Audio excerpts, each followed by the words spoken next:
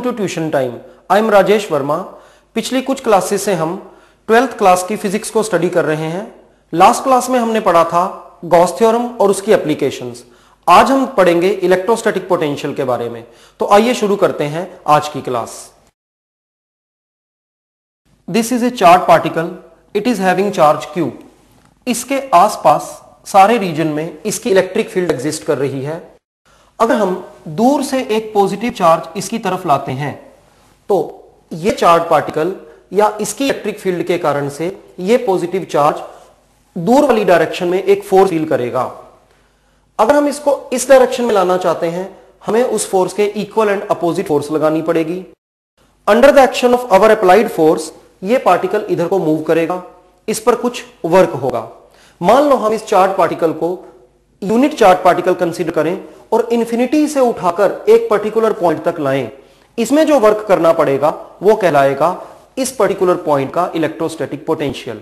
तो electrostatic potential की definition क्या हुई? Electrostatic potential of any point in an electric field is the work done in bringing a unit positive charge from infinity to that point. किसी point पर जो electric field में exist कर रहा है, इलेक्ट्रोस्टैटिक पोटेंशियल होगा यूनिट पॉजिटिव चार्ज को infinity से उस पॉइंट तक लाने में किया गया वर्क।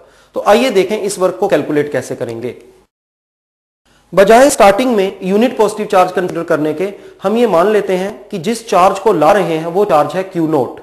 उस पर वर्क को कैलकुलेट कर बाद में यूनिट चार्ज का वर्क कैलकुलेट करने के लिए वर्क को Q नोट से डिवाइड कर देंगे। तो let us suppose we bring a charge Q naught, positive Q naught from infinity to this position P. This is the point P where we want to calculate electrostatic potential. Q charge जिसके कारण से इस reason में electrostatic field है उसको हम origin consider करते हैं और यहां से पॉइंट P तक का डिस्टेंस मान लेते हैं RP और सिंपली R। इस Q नॉट वाली पोजीशन का ओरिजिन से डिस्टेंस है R। इस जगह पर इलेक्ट्रोस्टैटिक फील्ड की वैल्यू होगी 1/4 pi epsilon naught Q not this Q divided by R square. इस इलेक्ट्रोस्टैटिक फील्ड में, इस चार्ज की इलेक्ट्रोस्टैटिक फील्ड में Q नॉट एग्जिस्ट कर रहा है। यह कुछ फोर्स फील करेगा। This force will be Q not multiplied by E। यह तो वो फोर्स हुई जो इस चार्ज पार्टिकल पर इलेक्ट्रोस्टैटिक फील्ड लगा रही है। हमें जो फोर्स लगानी है वो एग्जैक्टली इक्वल एंड अपोजिट होगी, इसलिए force applied by us is negative of Q naught into E। जब हम इस पार्टिकल को इंफिनिटी से इस पोजीशन P तक लाएंगे, डिस्टेंस कम होता जाएगा, फोर्स की वैल्यू बढ़ती जाएगी। Direct formula force into distance लगाकर वर्क की कैलकुलेशन नहीं होगी, बल्कि वर्क को कैलकुलेट करने के लिए पहले हम मानेंगे कि थोड़ा सा डिस्टेंस मूव करवाया हमने पार्टिकल को, डिस्टेंस है dr। उस केस में वर्क भी थोड़ा सा होगा dw को कैलकुलेट कर बाद में हम उसका इंटीग्रेशन करेंगे। तो हमने माना distance moved by the particle is dr, so work done will be small dw, it will be f dot dr that is equal to f into dr into cos theta. हम जिस force को apply कर रहे हैं वो भी इस direction में है और पार्टिकल की मूवमेंट भी इस डायरेक्शन में है, इसलिए थीटा होगा 0 as theta is 0 degree, hence cos theta is 1। F applied की वैल्यू यहां पुट करते हैं, we get dw is F applied की जगह minus Q naught into E into dr और कॉस थीटा की वैल्यू हो गई 1। अब इस एक्सप्रेशन में E की वैल्यु पुट करते हैं, हमें मिलेगा dw is equal to E की वैल्यू रखने पर minus Q naught into what is E 1/4 pi epsilon naught Q upon R square into dr। Total work calculate करने के लिए इंफिनिटी से पॉइंट P तक चार्ज को लाने में जो टोटल वर्क हुआ उसे कैलकुलेट करने के लिए इस dw का इंटीग्रेशन किया जाएगा। Total work becomes integration of dw। dr की प्रेजेंस हमें बताती है इंटीग्रेशन करते टाइम r कंटेन करने वाले वेरिएबल, वो वैल्यूज जिनमें r है उनको अंदर रखना है इंटीग्रल के, बाकी सभी वैल्यूज बाहर चली जाएंगी। इसलिए minus Q not Q 4 pi epsilon not, ये सब वैल्यूज इंटीग्रल से बाहर गई, अंदर रह गया 1 upon R square into D are.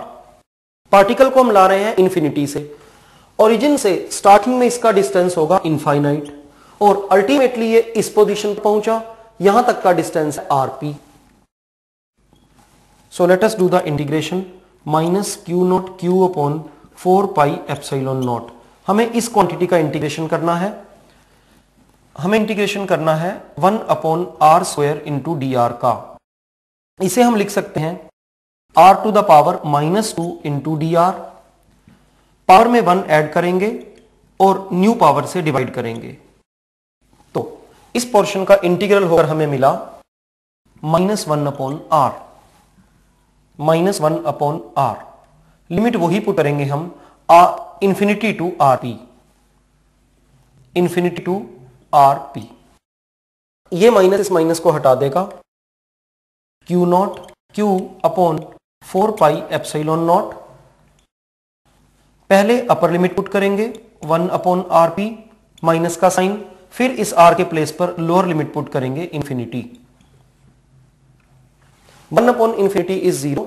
Total work calculate होकर आया Q naught into Q upon 4 pi epsilon not into 1 upon R P.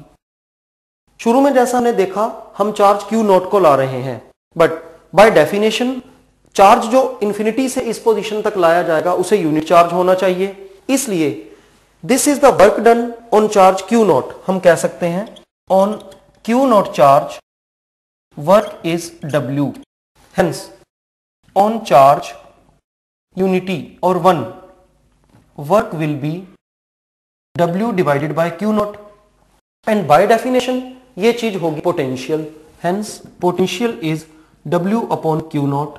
जब इस W की वैल्यू को क्यू नॉट से डिवाइड करेंगे रिजल्ट रह जाएगा Q upon 4 pi epsilon not and RP। हम इसे यूं लिख सकते हैं 1 upon 4 pi epsilon not and Q divided by RP। Ultimately V is 1 upon 4 pi epsilon naught Q upon R, where R is the distance of the point where we want to find electrostatic potential from the given charged particle which is Q। इस फॉर्मूले से electrostatic potential calculate किया जा सकता है। आइए अब हम देखते हैं दो पॉइंट्स में पोटेंशियल डिफरेंस कैसे कैलकुलेट किया जाए।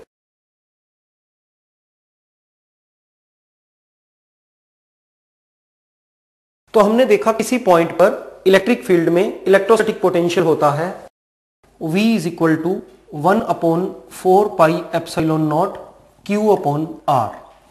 अब सपोज करें in space there is a charge Q and there are 2 points A and B।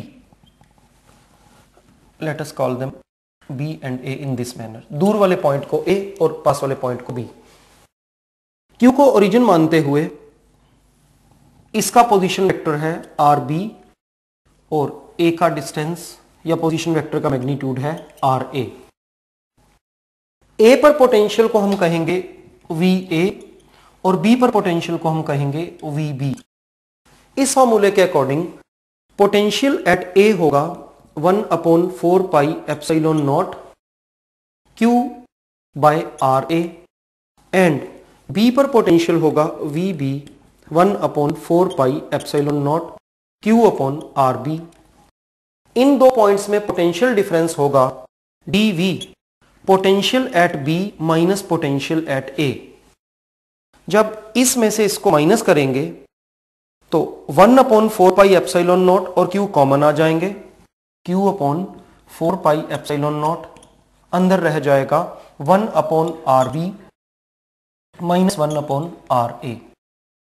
यह फॉर्मूला हमें बताता है दो पॉइंट्स के बीच में इलेक्ट्रोस्टैटिक पोटेंशियल को कैसे कैलकुलेट किया जाए। RB को पहले क्यों रखा या पोटेंशियल B को पहले क्यों लिया और पोटेंशियल A को बाद में क्यों लिया, वो इस फॉर्मूले से क्लियर होता है। पोटेंशियल डिस्टेंस के इनवर्सली प्रोपोर्शनल है। B का डिस्टेंस Q से कम है इसलिए B पर पोटेंशियल ज्यादा होगा। A का Q से डिस्टेंस B के कंपैरेटिवली ज्यादा है। R ज्यादा होने के कारण से A पर पोटेंशियल की वैल्यू कम होगी। बड़ी वाली वैल्यू में से छोटी वाली वैल्यू को माइनस किया हमने, इसलिए VB माइनस VA लिया। दूसरी बात, इलेक्ट्रोस्टैटिक पोटेंशियल एक स्केलर क्वांटिटी होता है जबकि इलेक्ट्रिक फील्ड एक वेक्टर क्वांटिटी होती है। तो अब देखते हैं electrostatic potential difference between two points की डेफिनेशन क्या हुई। Electrostatic potential at a point की डेफिनेशन होती थी work done in bringing a unit positive charge from infinity to that point. अगर B पर इंफिनिटी से एक चार्ज लाएंगे तो हमें मिलेगा पोटेंशियल एट B, जिसकी वैल्यू ये लिखी हुई है। A पर इंफिनिटी से अगर एक चार्ज लाएंगे तो हमें मिलेगा पोटेंशियल एट A, जिसकी वैल्यू ये रही। इन दोनों को माइनस कर हमारे को ये वैल्यू मिलती है। तो इलेक्ट्रोस्टैटिक पोटेंशियल डिफरेंस की वैल्यू डायरेक्ट भी निकाली जा सकती है। बजाय चार्जेस को दो बार इंफिनिटी से यहां लाने की, हम यूं कर सकते हैं चार्ज को सीधा A से उठाकर B तक ले जाएं। इसमें जो वर्क होगा वो कहलाएगा electrostatic potential difference between A and B। तो हम यूं कह सकते हैं electrostatic potential difference between two points is the work done in bringing unit positive charge from one point two other point. और इलेक्ट्रोस्टैटिक पोटेंशियल डिफरेंस की value इस फार्मूले से आती है। अब हम आगे देखते हैं electrostatic potential due to a group of point charges क्या होगा। सपोज करें स्पेस में बड़े सारे चार्जेस हैं, उनकी वैल्यूज हैं Q1, Q2, Q3, इसी तरह से बहुत सारे charges up to Qn। There is a point P in space और इस पॉइंट P पर इलेक्ट्रोस्टैटिक पोटेंशियल हम कैलकुलेट करना चाहते हैं। अब P पर इलेक्ट्रोस्टैटिक पोटेंशियल Q1 के कारण से भी होगा, Q2 के कारण से भी होगा और सिमिलरली सभी पार्टिकल्स के कारण से होगा। Total potential at P will be potential at P due to first charge plus potential at P due to second charge and similarly potential at P due to nth charge।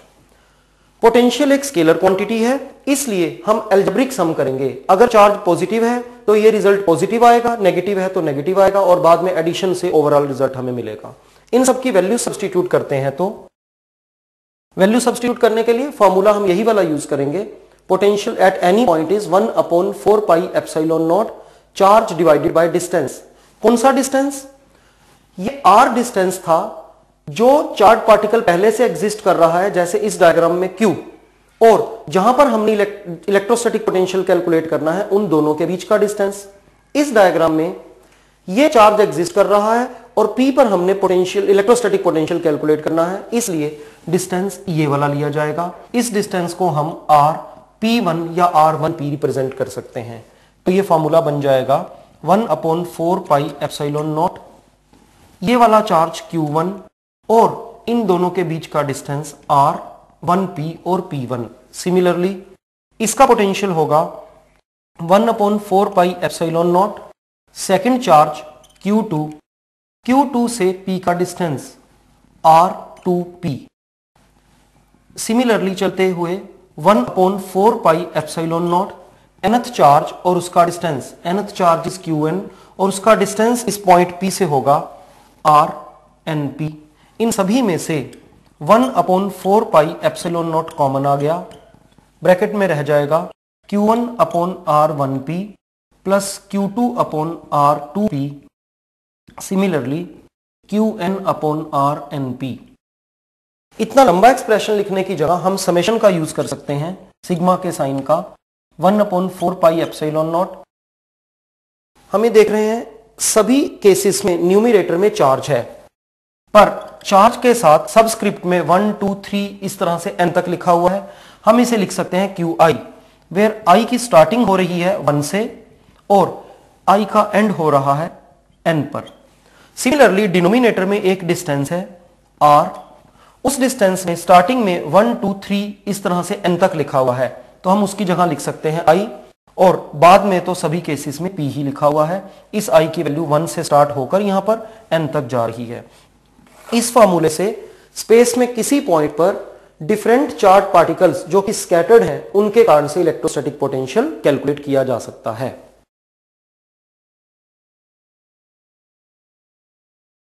Next topic जो हमने देखना है वो है electrostatic potential difference और electric field में relation.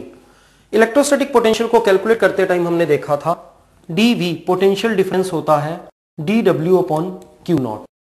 dW कैसे आएगा? dW था F.dr और डिनोमिनेटर में Q0, F into dr into cos theta upon Q0।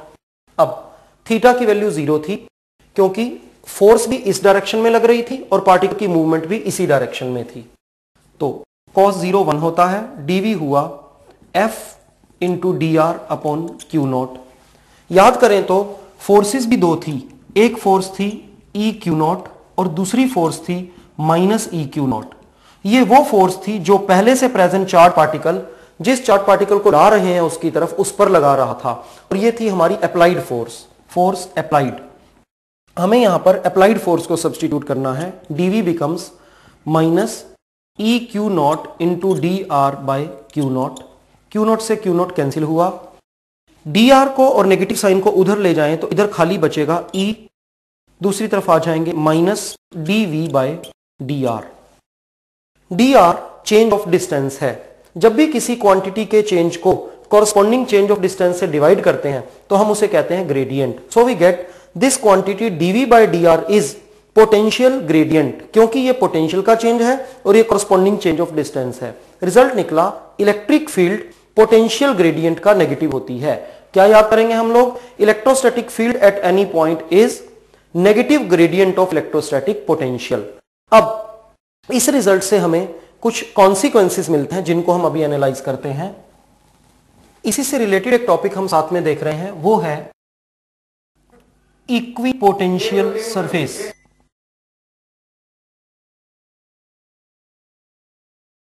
इसी से रिलेटेड एक टॉपिक हम देखते हैं, equipotential surface.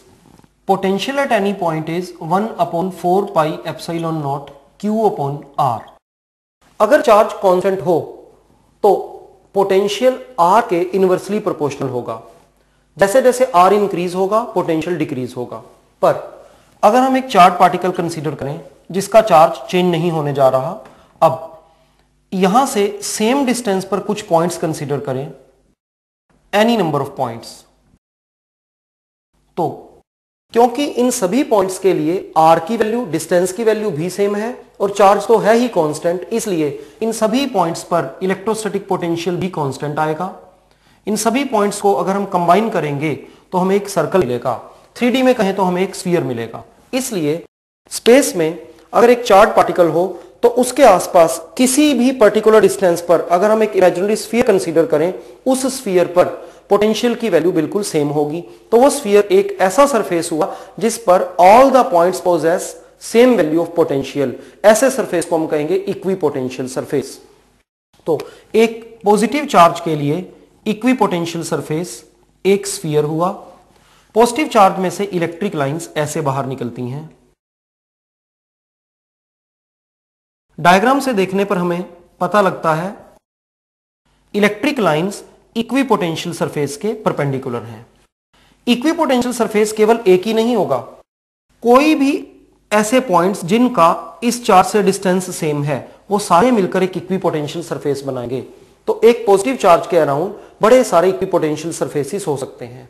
Similarly if we consider a negative charge, इससे फिक्स डिस्टेंस पर एक स्फीयर बनाएं, स्फीयर के सरफेस पर सभी पॉइंट्स का डिस्टेंस कांस्टेंट है, इसलिए पोटेंशियल की वैल्यू भी कांस्टेंट होगी। So this is also an equipotential surface. Similarly this is also an equipotential surface. पर नेगेटिव चार्ज और पॉजिटिव चार्ज में डिफरेंस यह है, नेगेटिव चार्ज में इलेक्ट्रिक फील्ड लाइंस चार्ज की तरफ आती हैं, पर इस डायग्राम में भी ये इलेक्ट्रिक लाइंस इस सरफेस के नॉर्मल ही हैं। तो एक प्रॉपर्टी हमने इन डायग्राम से डिराइव की कि electric lines are perpendicular to equipotential surface.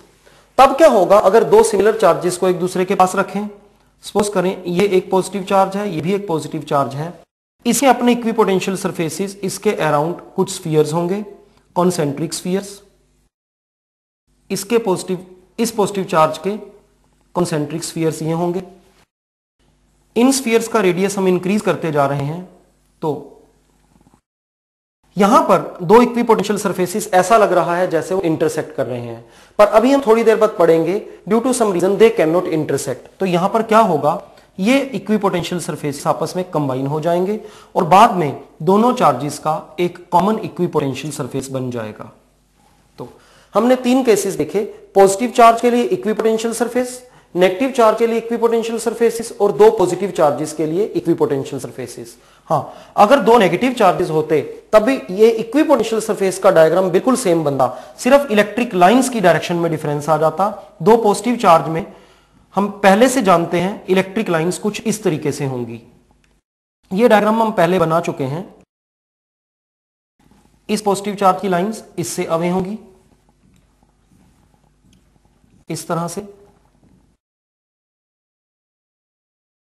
अगर इनकी जगह नेगेटिव चार्जेस होते डायग्राम बिल्कुल सेम होता, सिर्फ सभी एरोस की डायरेक्शन इनवर्ड हो जाती। अब हम देखते हैं एक डायपोल के लिए इक्विपोटेंशियल सरफेस का स्ट्रक्चर कैसा होगा। डायपोल एक पॉजिटिव चार्ज लेंगे और एक नेगेटिव चार्ज लेंगे।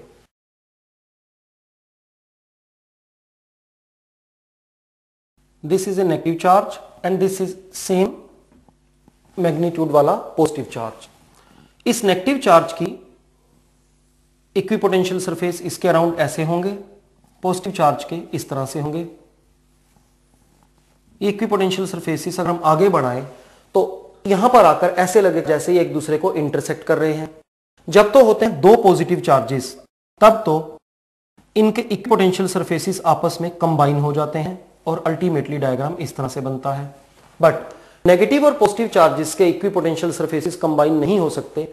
उस केस में दोनों इक्विपोटेंशियल सरफेसेस, दोनों चार्जेस के इक्विपोटेंशियल सरफेसेस थोड़े थोड़े इस तरह से दब जाएंगे।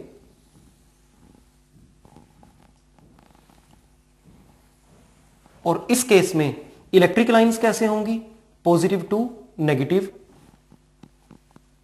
पॉजिटिव टू नेगेटिव, इस तरह से हम कई लाइंस बनाएंगे डायग्राम में। तो एग्जाम में हमारे को डिफरेंट डायग्राम्स जो आ सकते हैं वो है एक पॉजिटिव चार्ज का या एक नेगेटिव चार्ज का इक्विपोटेंशियल सरफेस दिखाना, दो सिमिलर चार्जेस के इक्विपोटेंशियल सरफेसेस दिखाना और एक डायपोल के इक्विपोटेंशियल सरफेसेस दिखाना। और सभी डायग्राम्स में हमें साथ में इलेक्ट्रिक फील्ड भी दिखानी है कि किसी भी डायग्राम में हम देखें इक्विपोटेंशियल सरफेस और इलेक्ट्रिक फील्ड लाइंस एक दूसरे के नॉर्मल है। तो आज की क्लास में हमने देखा एक पॉइंट पर इलेक्ट्रोस्टैटिक फील्ड में पोटेंशियल की वैल्यू कितनी होती है, दो पॉइंट्स पर इलेक्ट्रोस्टैटिक फील्ड में पोटेंशियल डिफरेंस कितना होता है, ग्रुप ऑफ चार्जेस के कारण से किसी पर्टिकुलर पॉइंट पर पोटेंशियल की वैल्यू क्या होती है, और बाद में इलेक्ट्रोस्टैटिक पोटेंशियल और इलेक्ट्रिक फील्ड में क्या रिलेशनशिप होती है, और क्लोज किया हमने इक्विपोटेंशियल सरफेसेस से। अगली क्लास में हम इक्विपोटेंशियल सरफेसेस की प्रॉपर्टीज को ही जारी रखेंगे और इसके अलावा हम देखेंगे इलेक्ट्रोस्टैटिक पोटेंशियल एनर्जी कितनी होती है, एक पॉइंट की, दो पॉइंट चार्जेस की और बड़े सारे पॉइंट चार्जेस की। तो अगली क्लास में फिर मिलेंगे। Good bye till then.